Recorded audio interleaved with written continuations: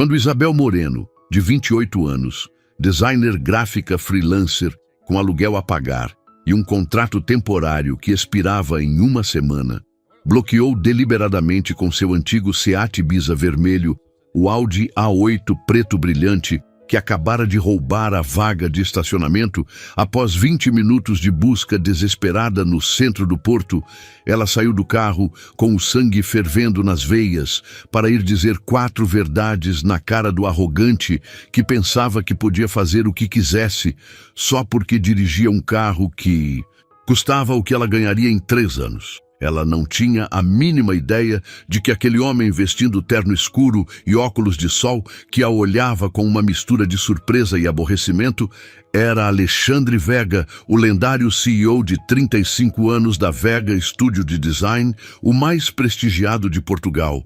O homem que no dia seguinte deveria entrevistá-la para o que poderia ser o emprego dos seus sonhos. O homem que em poucos minutos descobriria quem ela era e que a partir daquele momento transformaria a vida dela num verdadeiro inferno e simultaneamente num paraíso de formas que nenhum dos dois jamais poderia ter previsto. O porto ardia sob o sol de julho. O termômetro marcava 36 graus e a ribeira aprisionava o calor em suas ruas estreitas como um forno. Isabel tinha perambulado pela zona histórica por 20 minutos com o motor tossindo constantemente do seu velho Ibiza vermelho que parava a toda hora. O ar-condicionado quebrado fazia ela suar através da blusa branca que havia passado a ferro naquela manhã. Tinha um compromisso às 11 horas com um cliente importante, o tipo de projeto que poderia dar dinheiro suficiente para sobreviver aos próximos 3 meses. Encontrar estacionamento nessa área era quase impossível. Quando finalmente viu um espaço aberto na Rua das Flores, seu coração deu um salto. Ligou a seta, conferiu os espelhos e começou a manobra para entrar. E então aconteceu. Um Audi A8 preto, brilhante como um espelho, apareceu do nada acelerando como numa corrida e deslizou na vaga que ela estava ocupando com uma arrogância que tirou o fôlego dela. Isabel não pensou 2 vezes. Em vez de ir embora, bloqueou seu Ibiza logo atrás do Audi na diagonal, de modo que o motorista não pudesse sair. Desligou o motor, pegou as chaves e desceu do carro com uma determinação que surpreendeu até ela mesma. O homem já estava saindo do Audi. Alto, facilmente 1,85 m, ombros largos sob um paletó perfeitamente cortado, cabelo preto penteado para trás, óculos de sol de aviador. Movia-se com aquela segurança das pessoas que nunca tiveram que lutar por nada, que acham natural que o mundo se curve aos seus desejos. Isabel marchou em direção a ele, com o dedo apontado, a voz saindo mais alta do que planejava. Disse que ela tinha visto aquela vaga primeiro, que tinha colocado a seta, que ele tinha aparecido ignorando todas as regras como se elas não se aplicassem a ele, só porque dirigia um carro que custava como uma casa.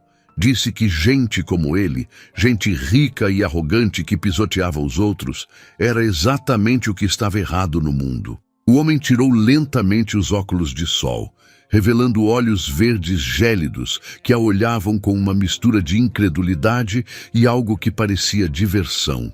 Quando falou, sua voz era profunda, controlada, perigosamente calma. Perguntou se ela tinha terminado. Isabel sentiu o sangue ferver ainda mais. Respondeu que não, que estava apenas começando. Disse que chamaria a polícia municipal se ele não movesse o carro imediatamente. Ele a olhou em silêncio durante um momento que pareceu eterno, os olhos verdes estudando-a com uma intensidade que a fazia sentir furiosa e estranhamente vulnerável ao mesmo tempo. Então, sem uma palavra, sem dar a ela a satisfação de uma resposta, simplesmente voltou para o Audi, ligou o motor e saiu da vaga com uma manobra perfeita. Isabel ficou parada no meio da rua por alguns segundos, o coração batendo forte, adrenalina correndo nas veias, sentindo-se vitoriosa e levemente culpada simultaneamente. Estacionou seu Ibiza na vaga conquistada, olhou as horas e percebeu com horror que a briga a tinha feito chegar 15 minutos atrasada ao compromisso. Correu pelas ruas da Ribeira, chegou ofegante no escritório do cliente e passou a hora seguinte tentando se concentrar na apresentação, enquanto sua mente voltava repetidamente àqueles olhos verdes. Naquela noite, de volta ao seu apartamento minúsculo em Campanhã, Isabel ainda se sentia agitada. Contou tudo para sua melhor amiga Laura durante uma videochamada, descrevendo o homem arrogante no Audi e como tinha dado uma lição nele. Laura riu, dizendo que só a Isabel teria coragem de brigar com um completo estranho por uma vaga de estacionamento. Mas Isabel não conseguia tirar da cabeça aquela sensação estranha que teve quando o homem a olhava. Não era só raiva nos olhos dele, era algo mais, algo que ela não conseguia identificar. Deu de ombros, decidiu esquecer e se concentrou no que realmente importava. A entrevista do dia seguinte no Vega Studio de Design era a oportunidade da sua vida. A Vega era a melhor agência de design de Portugal. E trabalhar lá significaria estabilidade financeira, projetos incríveis, a possibilidade de fazer o que amava sem se preocupar de onde viria o próximo trabalho. Tinha enviado seu portfólio 3 semanas antes, esperando o silêncio habitual. Em vez disso, recebeu uma ligação pessoal do escritório do CEO, convidando-a para uma entrevista.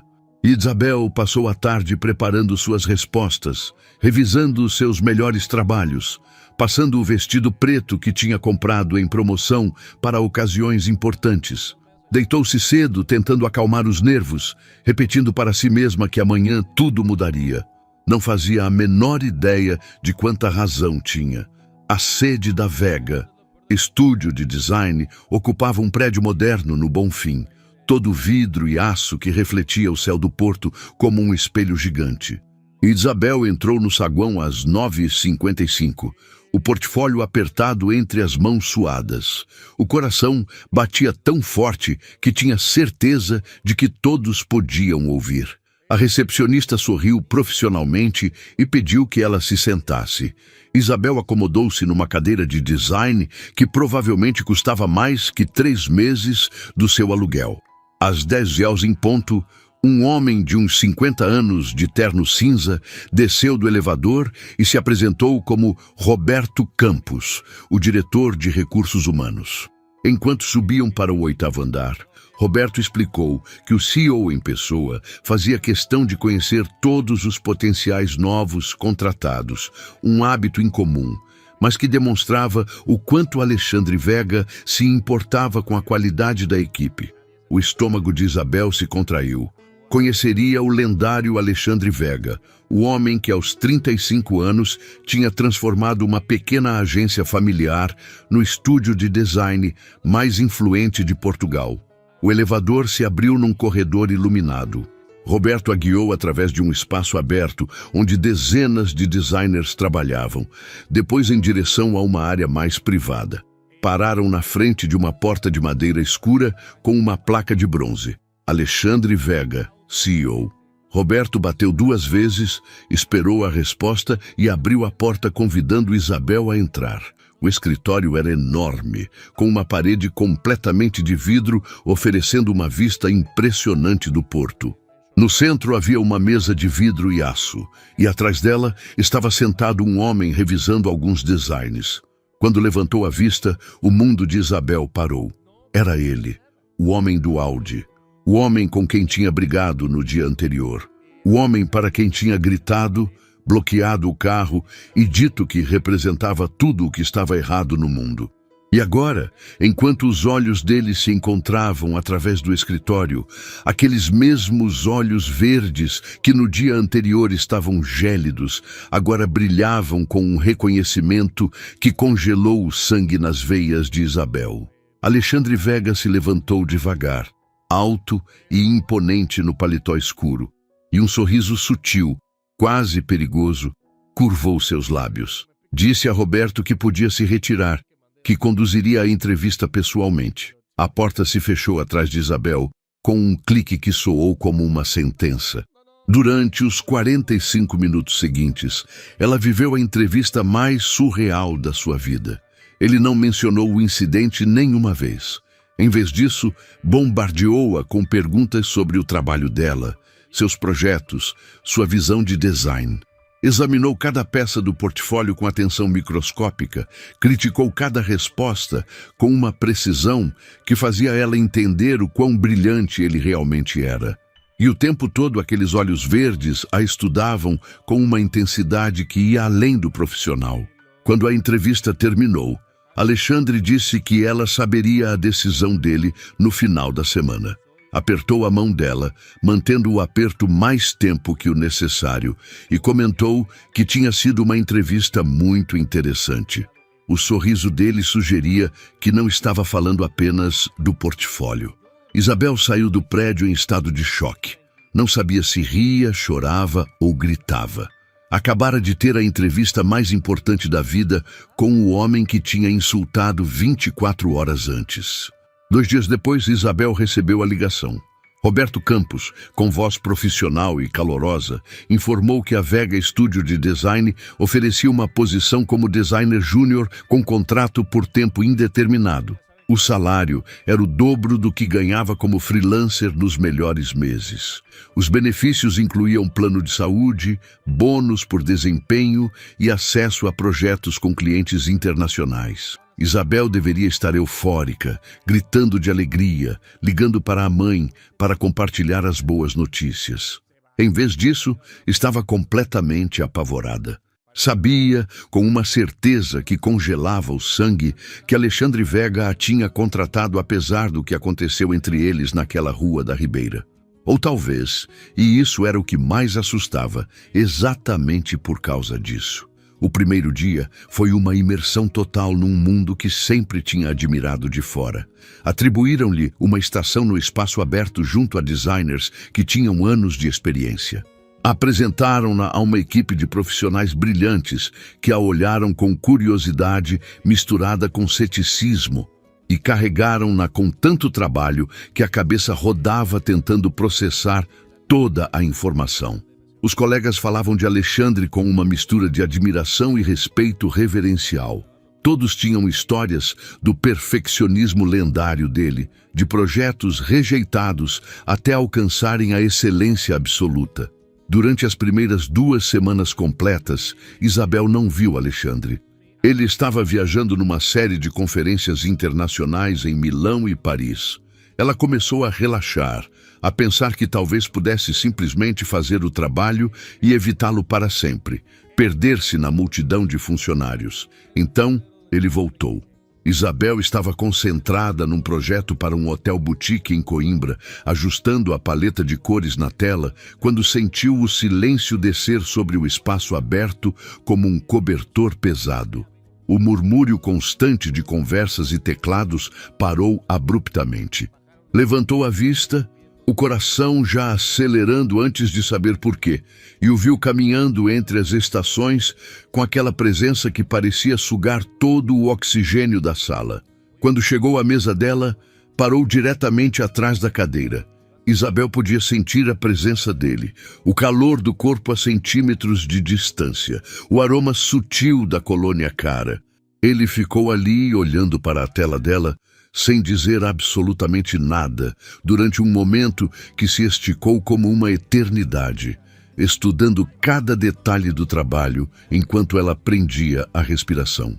Então, com aquela voz profunda que fazia vibrar algo no peito dela, perguntou se podiam conversar no escritório dele em 5 minutos. No escritório, Alexandre não se sentou atrás da mesa na posição tradicional de poder. Em vez disso, sentou-se na beirada da mesa diretamente na frente dela, as pernas longas, quase roçando os joelhos de Isabel. Era uma posição menos formal, mas de alguma forma infinitamente mais intimidante, mais íntima. Finalmente quebrou o silêncio e disse exatamente o que os dois vinham pensando desde o início, mas nenhum tinha se atrevido a mencionar. Que sabia perfeitamente que ela provavelmente estava se perguntando por que diabos ele a tinha contratado depois do que aconteceu naquela rua. que a verdade era brutalmente simples. O portfólio dela era o melhor que tinha visto em anos.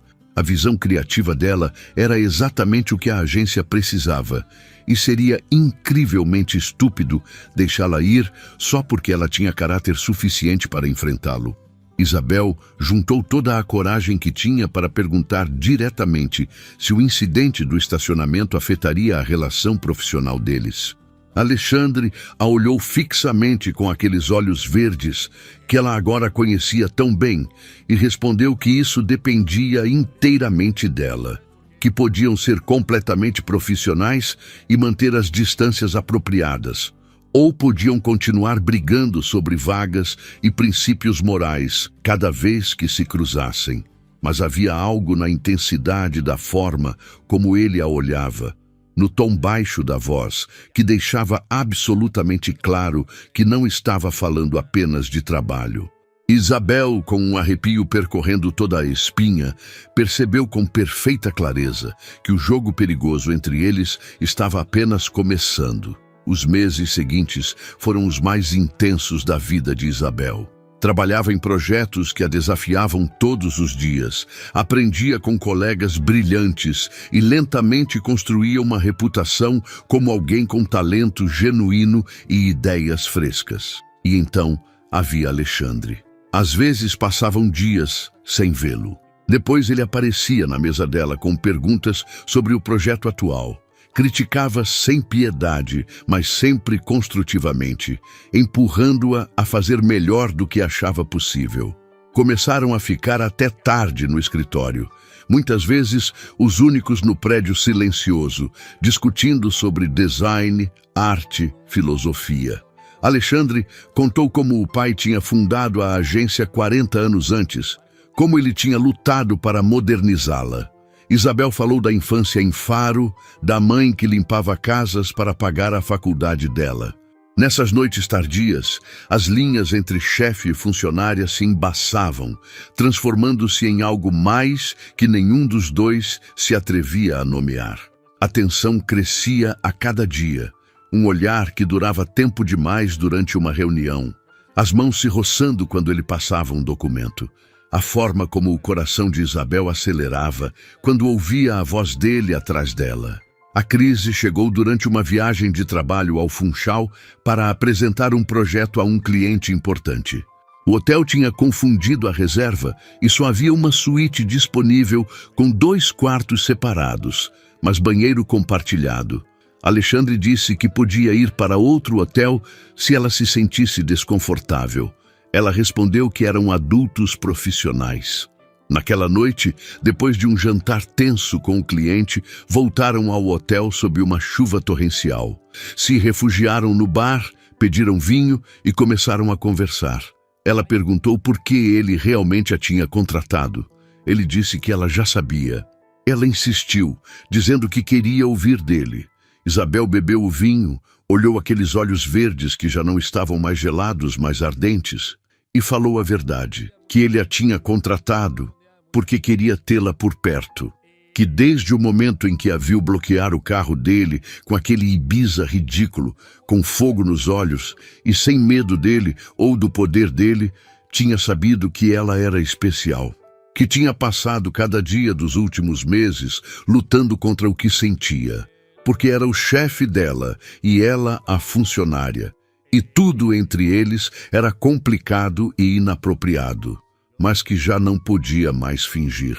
O beijo aconteceu antes que qualquer um pudesse pensar nas consequências. Desesperado, urgente, tudo o que tinha sido reprimido durante meses, explodindo naquele momento. Se separaram ofegantes, olhando um para o outro como se vissem pela primeira vez, sabendo que tinham acabado de cruzar uma linha da qual não havia retorno. As semanas que se seguiram foram um delírio secreto. Alexandre e Isabel se tornaram mestres em esconder o que havia entre eles. Profissionais no escritório, apaixonados em particular. Jantares tardios em restaurantes fora da cidade, fins de semana no apartamento dele quando o escritório estava fechado, mensagens em código e olhares roubados. Mas segredos têm um custo. Isabel sentia o peso cada vez que os colegas comentavam sobre como Alexandre era exigente com ela. Alexandre lutava com o conflito de interesses, sabendo que o relacionamento deles poderia ser visto como abuso de poder. A verdade surgiu inesperadamente. Laura, a melhor amiga de Isabel, a viu saindo do apartamento de Alexandre num domingo de manhã. O artigo na revista de fofocas apareceu 3 dias depois. O CEO da Vega e sua funcionária num relacionamento secreto. As especulações foram impiedosas. O Conselho de Administração convocou uma reunião de emergência. Alguns membros pediam a renúncia de Alexandre, outros queriam demitir Isabel. Os rumores se espalharam rapidamente no escritório. Isabel se apresentou naquela reunião sem ser convidada. Entrou na sala de conferências cheia de homens de terno e disse que tinha aceitado o emprego antes de saber quem era Alexandre Vega. Que tinha bloqueado o carro dele e gritado, pensando que ele era só mais um homem rico e arrogante, que ele a tinha contratado porque o portfólio dela era excelente, não por outra razão. E que sim, tinham se apaixonado, mas isso não mudava o fato de que ela era qualificada, que trabalhava mais duro que qualquer um naquele escritório, que os projetos dela falavam por si. Alexandre acrescentou que estava disposto a renunciar se isso protegesse Isabel e a empresa, mas que nunca permitiria que julgassem ela por um relacionamento que ambos tinham escolhido conscientemente. O silêncio que se seguiu foi quebrado por Carmen Vega, a tia de Alexandre e membro fundador do conselho. Disse que tinha construído aquela empresa baseada em mérito e integridade, que se Isabel era tão boa quanto Alexandre dizia, e os projetos demonstravam isso, então merecia estar ali. E que o amor verdadeiro era raro demais para ser punido. Propôs uma solução. Isabel seria transferida para um projeto diferente sob a supervisão de outro designer sênior, eliminando a cadeia direta de comando com Alexandre. O relacionamento deles podia continuar, mas de maneira transparente e profissional. O conselho votou. A moção passou por um voto. 2 anos depois, Isabel Moreno Vega estava no seu novo escritório no 7º andar da Vega Studio de Design, olhando a vista do porto que uma vez pareceu pertencer a um mundo inalcançável. Era designer sênior agora. Tinha ganho 2 prêmios internacionais pelos projetos e liderava uma equipe de jovens talentos como ela tinha sido. O anel no dedo brilhava à luz do sol. O casamento tinha sido pequeno, íntimo, na costa do Algarve, onde a mãe dela tinha chorado de alegria, vendo a filha casar com o homem que amava. Alexandre tinha insistido que a mãe de Isabel morasse com eles no apartamento, que não precisava limpar casas alheias nunca mais, que merecia descansar depois de uma vida de sacrifícios. O incidente do estacionamento tinha se tornado uma lenda no escritório, a história que os novos funcionários ouviam de olhos arregalados. O Ibiza vermelho de Isabel ainda estava estacionado na garagem do apartamento ao lado do Audi de Alexandre. Ele se recusava a deixá-la vender, dizendo que era onde tudo tinha começado. Mas a verdade era mais complexa que uma simples história romântica. Tinham lutado batalhas que ninguém via, o julgamento contínuo de quem achava que ela tinha chegado ali só por causa do relacionamento. As noites em que Isabel chorava, duvidando de si mesma. Os momentos em que Alexandre tinha que defendê-la, sabendo que às vezes piorava as coisas, mas também tinham aprendido algo importante, que o amor verdadeiro não é o que começa perfeito, mas o que escolhe ficar através das imperfeições, que às vezes as melhores histórias começam com conflito, com 2 pessoas que se chocam não porque se odeiam, mas porque são parecidas demais, teimosas demais, apaixonadas demais para fingir ser outra coisa. Uma tarde, enquanto tomavam café no escritório dela, Isabel perguntou a Alexandre o que ele teria feito se naquele dia ela não tivesse bloqueado o carro. Ele sorriu, aquele sorriso que agora reservava só para ela, e respondeu que de qualquer jeito teria encontrado um jeito de conhecê-la, que algumas coisas são inevitáveis, que algumas pessoas estão destinadas a se chocar e depois se fundir em algo maior que a soma das partes. Isabel riu, lembrando da garota irritada que tinha descido de um Ibiza vermelho 2 anos antes, achando que ia dar uma lição num homem arrogante. Não sabia que estava prestes a aprender as lições mais importantes da vida, que a coragem pode levar a lugares que o medo nunca permitiria explorar, que o amor verdadeiro muitas vezes chega disfarçado de conflito e que às vezes as melhores coisas da vida começam com um erro que acaba sendo exatamente o que você precisava. O Ibiza vermelho e o Audi preto permaneciam estacionados lado a lado, símbolos de dois mundos que uma vez pareciam incompatíveis, mas que tinham encontrado o jeito de se encaixar perfeitamente, igual às duas pessoas que os dirigiam. E toda vez que passavam na frente daquela vaga na Rua das Flores, Alexandre e Isabel sorriam, lembrando do dia em que uma briga por uma vaga mudou tudo, provando que o amor pode nascer das formas mais inesperadas, nos momentos de máxima frustração, quando duas almas teimosas se chocam e percebem que talvez estivessem apenas procurando alguém igualmente forte para amar.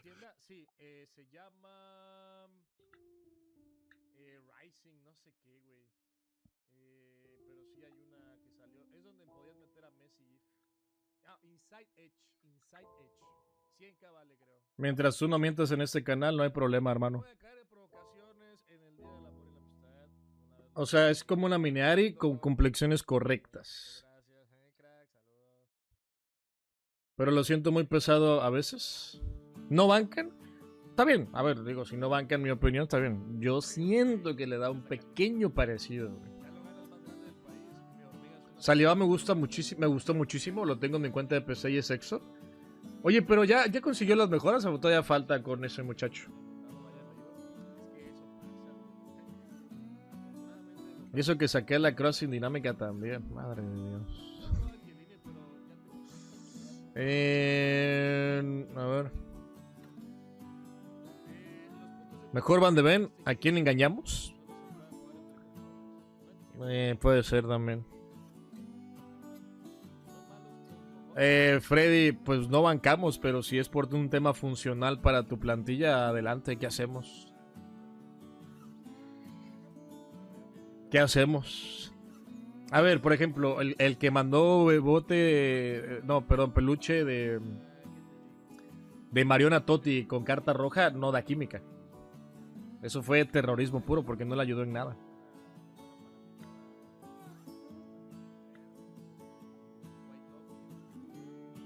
¿Es la única canción del álbum ochentero que tienes? ¿Yo? Pues es que no es mi playlist, hermano. Es del canal.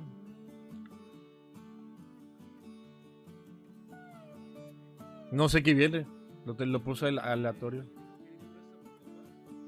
Si estuvieras en Play, te mando shell para ver cada cosa que tengo en ese club. Amigo, algo me dice que por algo tengo Xbox. Ya me preocupa. Bueno, después de ver a un Santiago Jiménez MC, que creo que es la evolución más rara que hemos visto, y no lo digo por joder, sino creo que sí. Ya me creo cualquier cosa,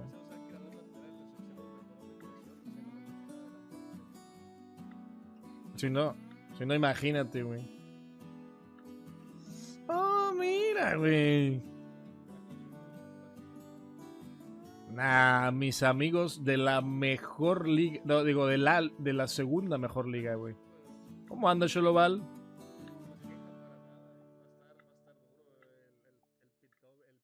Dale, amigo.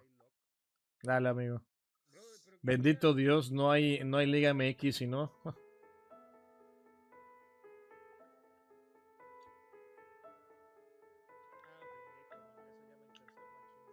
Y qué lástima. La cantidad de NPCs que hay en esta copa es increíble, banco. Está cabrona, güey. Lo peor es que, ¿sabes qué? Eso de que EA separara Eso de que EA separara las copas por ligero, medio y peso pesado O sea, sí se llega a notar una diferencia en el nivel, güey. Sí, sí hay una diferencia interesante en niveles.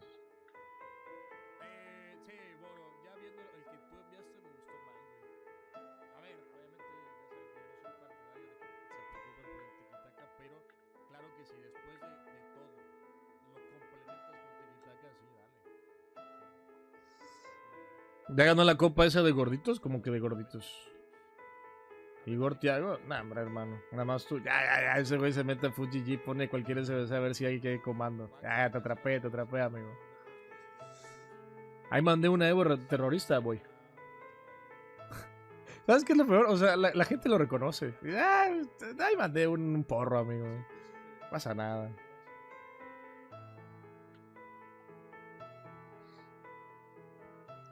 Básicamente, crearon varios rangos. ¿Sí? Es verdad. Varios rangos nuevos, sí, es cierto. ¿Será que es una pista de que el regreso de los viejos rangos vuelve? ¿Será? Eso de rango 1, 2, 3, 4, 5, nada, mierda, amigo. Los más jóvenes no van a saber qué es pelearte el Elite 3 en Food Champions.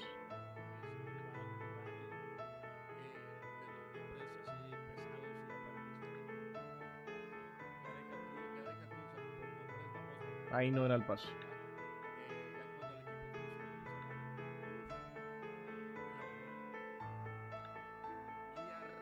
Ahí sí era.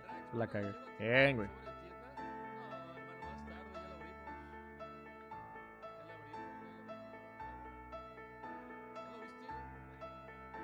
Pendejo.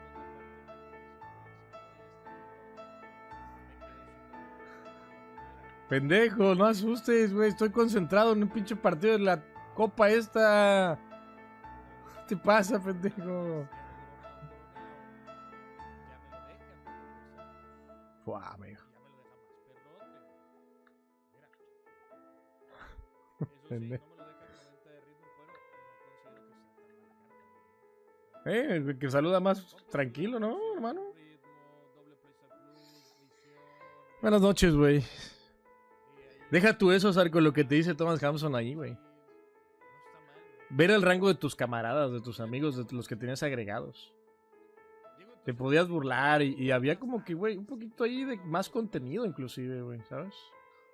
Ahora ni eso. Yo no entiendo por qué eso quitaron, güey. No entiendo por qué lo quitaron. No afectaba literalmente a nadie, güey. A nadie, cabrón.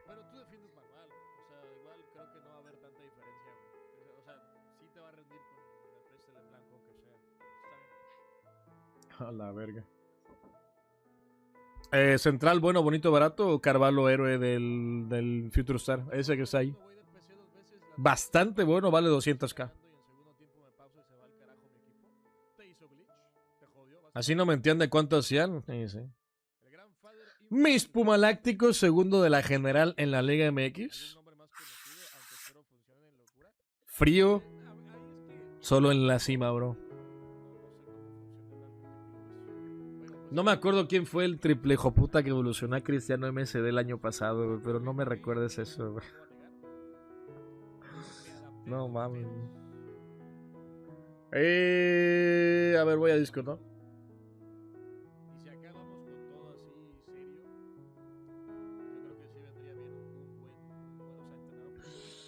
Pendejo, güey. Aristóteles, amigo. Ya se le contagió a Antuna.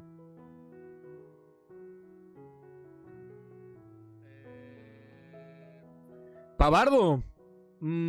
Sí, de hecho. Sí, Pavardo de hecho se ve bien. Sargo, tienes que encontrar uno que empiece tocando del lado izquierdo porque mi puerta queda hacia allá. Cuando está aquí me asusta, pero sé que como entra por este lado, güey.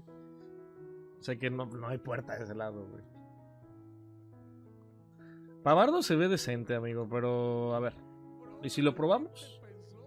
Van de Ven me lo quiero guardar para Food Champions. Como la rata que soy. Pero Pavard se ve bien. A ver, se ve bien. Puedo probarlo, ¿no?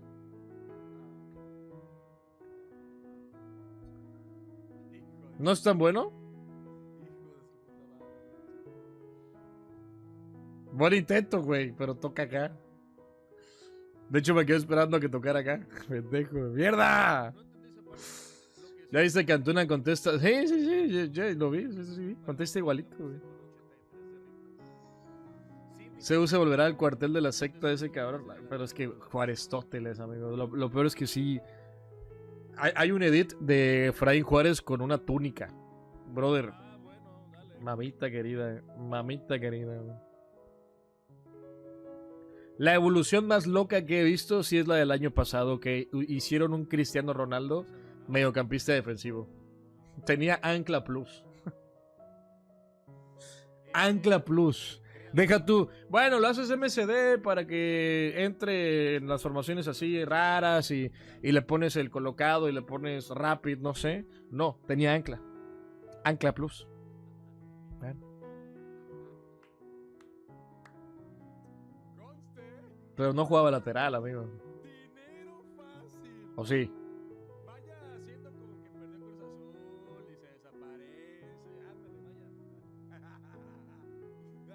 Terrorismo puro ese Camavinga. Ay, Dios.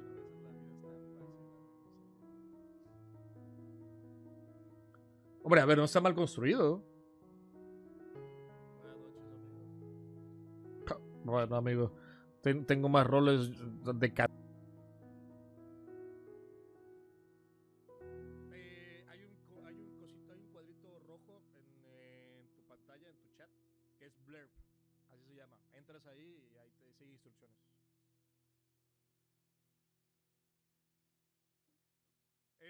¿Vas a querer las 50 subs de golpe o quieres que te aguante una quincena, amigo?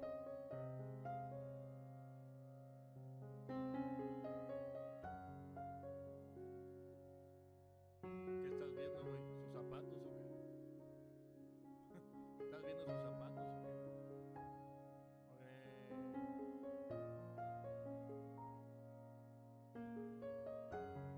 O sea, ¿dónde está? O sea, güey, ¿qué quieres que te muestre? Ah, ¿sabes qué es lo peor, güey? El tuyo es comprado. Comprado, güey. Comprado. Y bueno, hermano, mejor creerme con Hazard que creerme borrado y agua Santi Jiménez jugando como no sé. Dale, amigo. Dale, güey. Nada más dinos cómo podrías ir pagando las subs poco a poco, güey. De 10 en 10, de 20 en 20. Dime, con confianza, ¿eh? No robo. Nah, amigo, es que la subs no sé cuánto está más caro. Valórame, güey. No, únicamente, pues, es más, no te compliques. ¿Cuántos son 50 subs en dinero?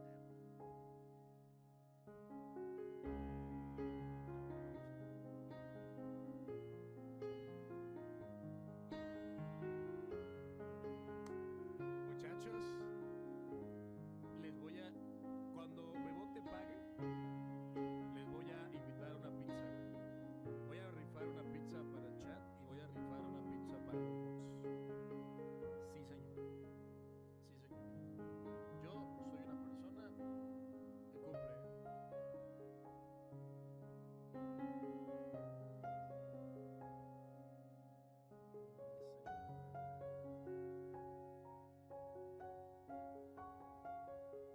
Es el día del amor y la amistad, güey.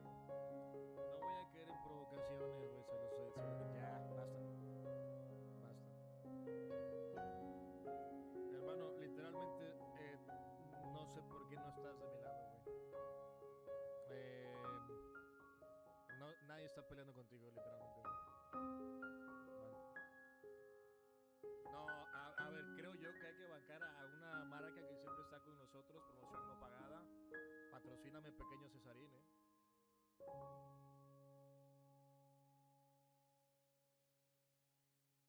Bueno, ¿cómo vas a pagar?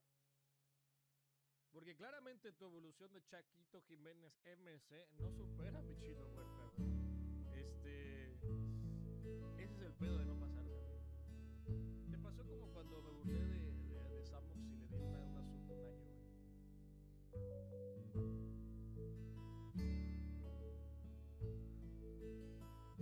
Creo que tú puedes subir los audios, güey, porque así lo ha hecho Mampe. Mampe es experto del perreo. A mí no me preguntan qué pedo, porque no sé. Pero creo que tú puedes subir tus propios audios, güey. No sé. Cállate, Juárez. Chigo, ¿por qué mi chino tiene 90 de media colocado plus? Porque lo trabajaste antes, hermano. Para broma.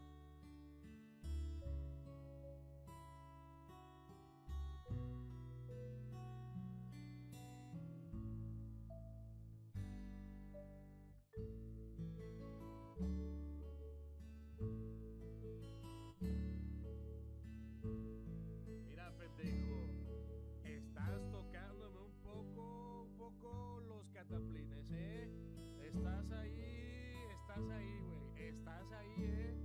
Estás ahí, güey, No. A ver. Sí. Sí.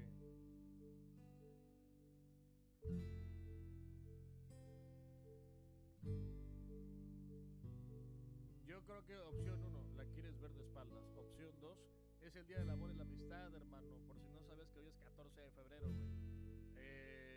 Siguiente pregunta.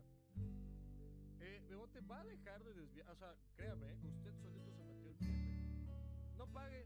Está bien. La gente sabrá de qué persona estamos hablando. Está bien. Envía Discord, yo igual.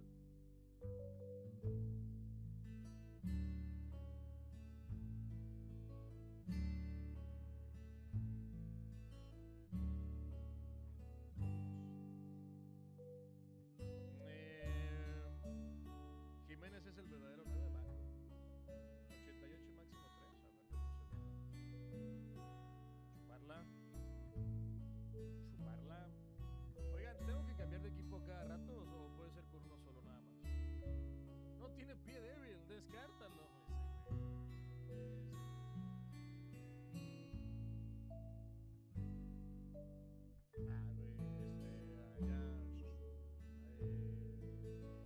Con Profeco, bro. Saludos. Ay, mi bebote, qué bien me cae, amigo. ¿Se dan cuenta que son las 50 subs más fáciles de generar? Fue de verdad muy fácil conseguir dinero. Agradecido con el de arriba. Qué locura, cabrón. Qué locura, bro. Probamos a Mastanturo, ¿no? Oigan, ¿en qué evolución están metiendo al pelado este? Pregunta seria. ¿En drops de 10? ¿Y el pase? Tranquilo, güey, que el chino tiene mucho más margen que Chaquito.